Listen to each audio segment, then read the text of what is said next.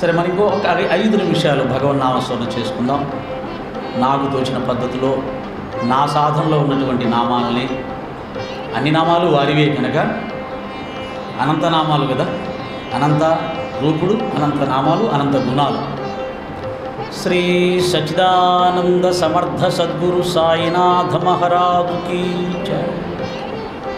సాయి రామ్ సాయి రామ్ సాయి సాయి రామ్, సాయి రామ్ సాయి రామ్ సాయి సాయి రామ్, సాయి రామ్ సాయి రామ్ సాయి సాయి రామ్.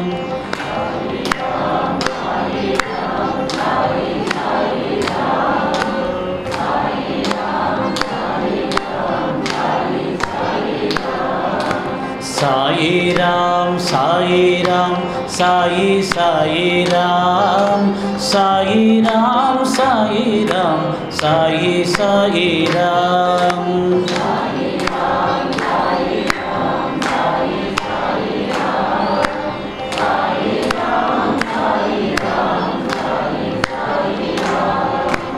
ఓం నమో సాయి నారాయణ, ఓం నమో సాయి పరమేశ్వర.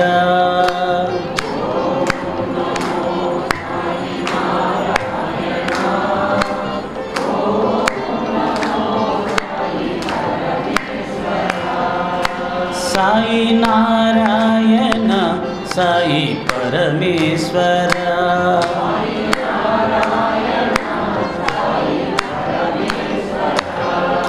సాయి నారాయణ సాయి పరమేశ్వర.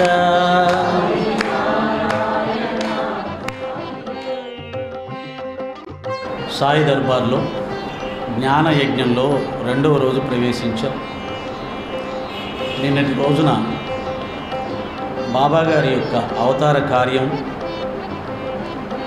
బాబా ఎవరు, సచ్చరిత్ర ఆధారంగా మనకు బాబాలో ఎవరు కనిపిస్తున్నారు, ఆంజనేయ స్వామి వారికి బాబా గారికి ఉన్న సంబంధం, అలాగే దత్తాత్రేయ స్వామికి బాబా గారికి ఉన్న సంబంధం, అలాగే సచ్చరిత్ర ఎలా పుట్టింది, సచ్చరిత్ర యొక్క ప్రాధాన్యత ఏమిటి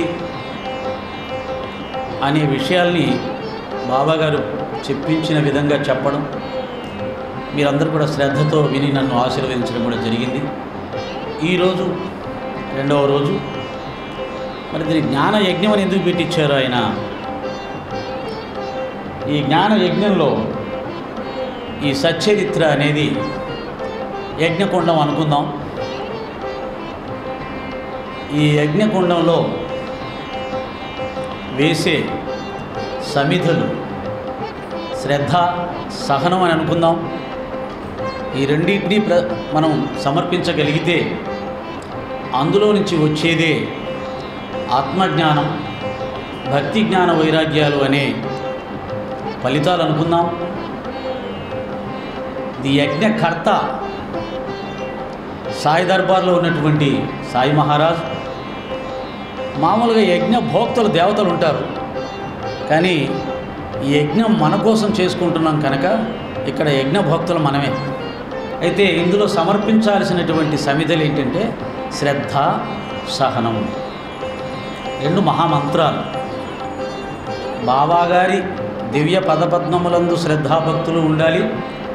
మన జీవిత విధానాన్ని జాగ్రత్తగా ధర్మ మార్గంలో శ్రద్ధాభక్తులతో నడుపుకోవాలి. దాని యందు కూడా తగిన శ్రద్ధ ఉండాలి. అదే సమయంలో సామాజిక విషయాల్లో సమాజంలో ధర్మస్థాపన చేయడానికి కూడా కావలసినంత శ్రద్ధ, వాటి ఫలితాలు ఎలా ఉన్నా కానీ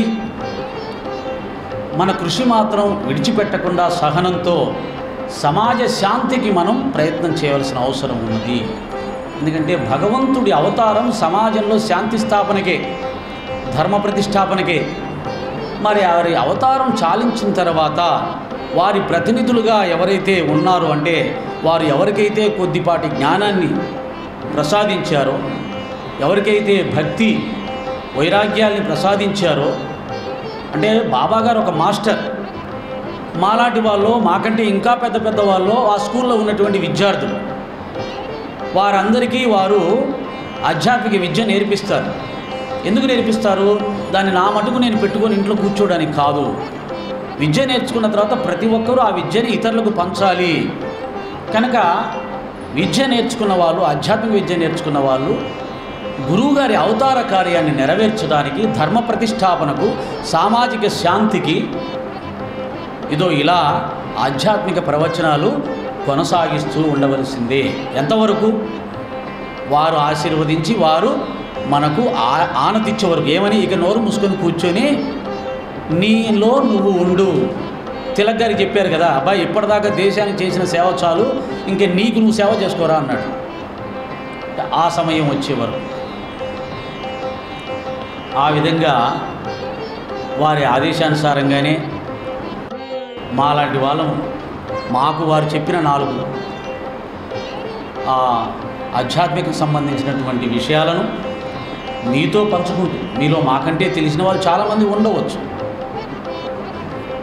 కానీ వారు ఈ సందర్భంగా నాకు అవకాశం ఇచ్చారు అని నేను భావిస్తూ ఇక్కడ మీ అనుమతితో ఇక్కడ కూర్చున్నాను. పెద్దవాళ్ళు ఎంతోమంది ఉన్నారు, వారి ముందు మేమంతా పిల్లలమే.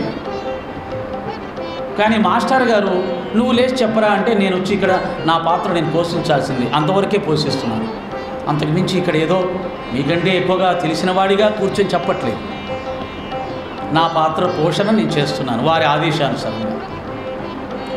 సరే, నేను ఆధ్యాత్మిక ప్రవచనాలు చేసేటప్పుడు ఎలా చేయాలి ఏంటి, ప్రతి ఒక్కరూ ఏదో ఒక పద్ధతిలో తయారవుతారు. అలాగే నేను కూడా పుస్తకాలు పట్టుకొని నెమ్మదిగా తయారై ఆ పుస్తకాలన్నీ తెచ్చిపెట్టుకొని ఓ పద్ధతిగా చెప్పాలని ప్రయత్నం చేస్తాను. కానీ ఇక్కడికి వచ్చాక నా ఆటలేమి సాగో ఆయన చెప్పినట్టుగానే వెళ్ళిపోతుంటుంది. కానీ ఈరోజు మాత్రం బలవంతంగా నా పద్ధతులు నేను చెప్పడానికి ప్రయత్నం చేస్తూ ఉన్నాను.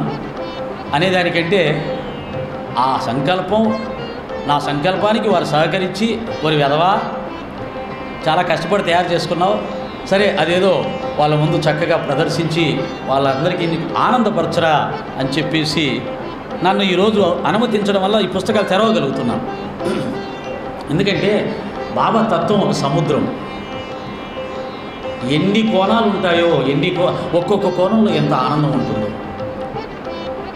షడ్రసోపేతమైనటువంటి భోజనం చేయాలి. సాయినాథుడి దగ్గరికి వచ్చాక వారి తత్వాన్ని గురించి మనం ఏదన్నా విచారణ చేసుకునేటప్పుడు ఏదో ఒక పచ్చడో ఒక కూరతోటి తినిపోవడం ఎందుకు అనే ఆలోచనతోటి మరి ఈ ప్రయత్నం నేను చేస్తున్నాను. బాబా గారు, హేమడ్ పంత్ గారు, నాయన నేను మీ యొక్క చరిత్రను రాయాలనుకుంటున్నాను, నాకు అనుమతి ప్రసాదించు అని శ్యామ చేత అడిగిపిస్తే, సరే నీ అహంకారం తీసిపడేసి నా కాళ్ళకు సమర్పించు, అప్పుడు నీలో ప్రవేశించి నేను నా చరిత్ర నా భక్తుల కోసం రాసుకుంటాను అన్నాడు. రాసుకున్నాడు. అది ఒక ఘట్టం. భావి భారత సాయి భక్తులకు ఒక అద్భుతమైనటువంటి వరప్రదాయిని శ్రీ సాయి సచ్చరిత్ర, జ్ఞానప్రదాయిని, భక్తి వైరాగ్యప్రదాయిని, తత్వప్రదాయిని. మరి అదే బాబా గారు ఏం చేశారంటే జోగేశ్వర్ కృష్ణ భీష్మని పిలిచి, మరి అబ్బాయి నాకు 5 లడ్లు ఇవ్వరా అన్నాడు. నాకాడ లడ్లే ఉన్నాయి, నేనేమో తిరుపతికి వెళ్ళి వచ్చానా లడ్లు అడుగుతున్నాడు అని ఆయనకేం అర్థం కాల. సరే వెళ్ళి పడుకున్నాడు. బాబా గారు ఎందుకు లడ్లు అడిగారు, ఎక్కడి నుంచి తెచ్చివ్వాలి? పొద్దున్న లేచిన వెంటనే ఆయన లోపటి నుంచి కవితాధార పొంగి పొరలింది, అవే హారతులుగా పరిణమించాయి. అంటే హేమడ్ పంత్ అడిగితే రాయబడింది సచ్చరిత్ర, బాబా అడిగి వ్రాయించుకున్నది హారతులు. కనుకనే మీరు సచ్చరిత్ర పారాయణ చేస్తే ఎంతమందికి ఏమర్థమవుతుందో నాకు తెలియదు, కానీ 10 సంవత్సరాలు పారాయణ చేసిన తర్వాత కూడా దాంట్లో ఒక విషయం అడిగితే మాకు తెలియదు అనేవాళ్ళు ఉన్నారు. కారణం అది జ్ఞానానికి సంబంధించింది. కానీ హారతులలో మేము ఆనందాన్ని పొందలేదు అనేవాళ్ళు, హారతులలో మా కళ్ళ వెమ్మటి నీళ్లు రాలేదనేవాళ్ళు, హారతులు వింటూ మా ఒళ్ళు గగురుపాటు చెందలేదనే వాళ్ళు ఒక్కరు కూడా లేరు. హారతులకు అంతటి శక్తి ఉంది. కనుకనే కదా జామ్నేర్ లీలలో బాబాగారు తలుచుకుంటే అక్కడి నుండే ఇలా అంటే అయిపోతుంది, ఆమె సుఖంగా ప్రసవిస్తుంది. కానీ హారతి పాట యొక్క ప్రాధాన్యాన్ని తెలియచెప్పడానికి అక్కడ ఒక పెద్ద సంఘటన క్రియేట్ చేసి, ఒక పెద్ద లీల క్రియేట్ చేసి ఈ హారతిని పాడి ఆ యొక్క ఊది నీళ్ళలో కలిపి తాగమను అన్నాడంటే హారతి యొక్క ప్రాధాన్యత చెప్పడానికి వారు అది క్రియేట్ చేశారు. కనుక బాబా సాధనలో మనకు సచ్చరిత్ర పారాయణం ఎంత ముఖ్యమో హారతుల్లో పాల్గొనడం అంత ముఖ్యం.